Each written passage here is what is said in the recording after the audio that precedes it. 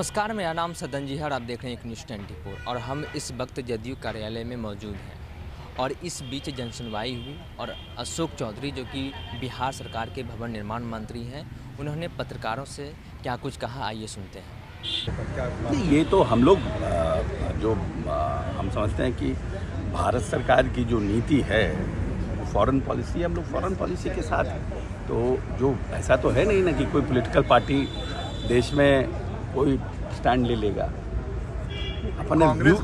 अपने व्यूज हो सकते हैं।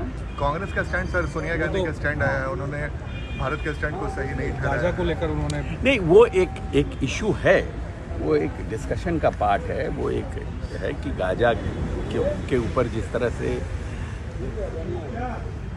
इजराइल अटैक्स हो रहे हैं, सिविलियंस को टारगेट किया जा रहा है।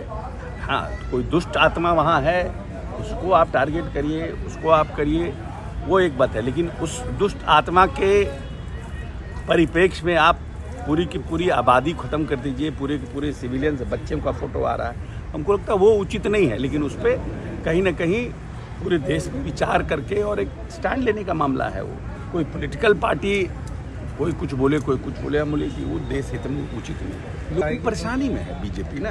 एक्चुअली जब आप परेशानी में होते हैं तो अभी जब हम लोग ग्रेजुएशन की पढ़ाई करते, तैयारी अच्छी नहीं रहती थी तो ज़्यादा पढ़ना पड़ता था, बहुत स्वाभाविक बात है ना।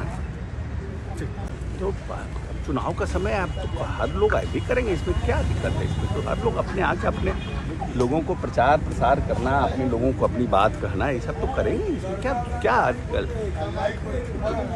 पार्ट एंड पार्सल है ना, आना जाना ही तो लगा ही रहेगा ना।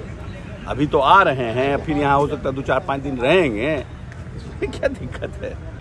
आपने साफ तौर पर बिहार सरकार के भवन निर्माण मंत्री अशोक चौधरी को सुना। इन्होंने कहा हमास और इजराइल युद्ध को लेकर, इन्होंने कहा कि पूरे देश को एक साथ आकर स्टैंड लेना चाहिए और इसी दौरान इन्होंने 2024 लोकसभा चुनाव की भी चर्चा की। उन्होंने कहा कि 2024 लोकसभा चुनाव में भाजपा परेशान हो गई है। जब हम लोग ग्रेजुएशन में रहते थे तो कम पढ़ाई करते थे तो ज़्यादा पढ़ाई करना होता था, इसी तरह भाजपा की बेचैनी बढ़ गई है।